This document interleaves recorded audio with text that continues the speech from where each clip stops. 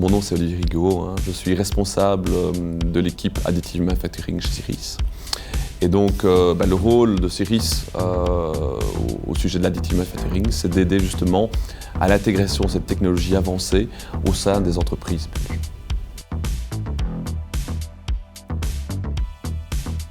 L'Additive Manufacturing, c'est en fait en comparaison avec l'usinage qui est une technique soustractive. Ici, on va ajouter la matière et fabriquer la pièce par addition de matière.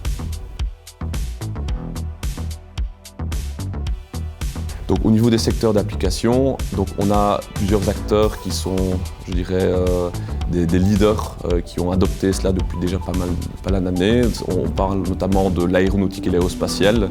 Il y a aussi le domaine médical, on a beaucoup d'applications. Mais le domaine automobile maintenant commence déjà aussi à adopter tout doucement la technologie. Ça montre que justement le prix des pièces devient de plus en plus accessible. Les drivers sont notamment liés à cela.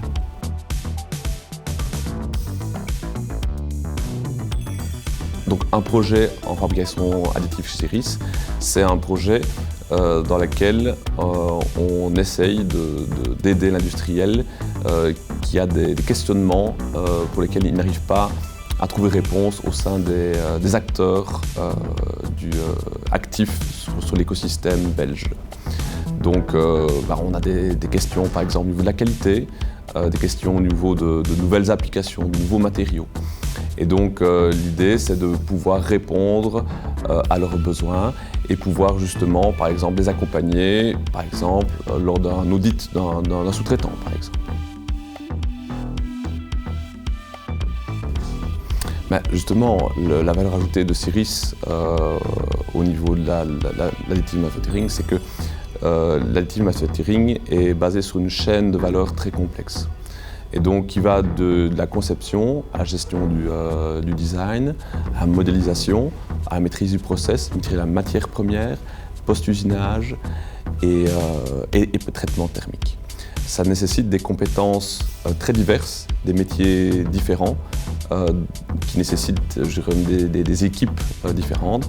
Et l'avantage de Siris, c'est qu'on a ces équipes en interne.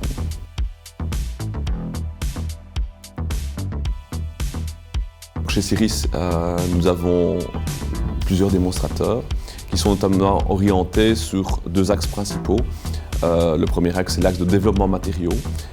Et le but de développer des nouveaux matériaux, c'est justement d'augmenter le champ des possibles au niveau des applications dans lesquelles l'additive manufacturing peut apporter une valeur unique. On a par exemple l'application de l'électrification.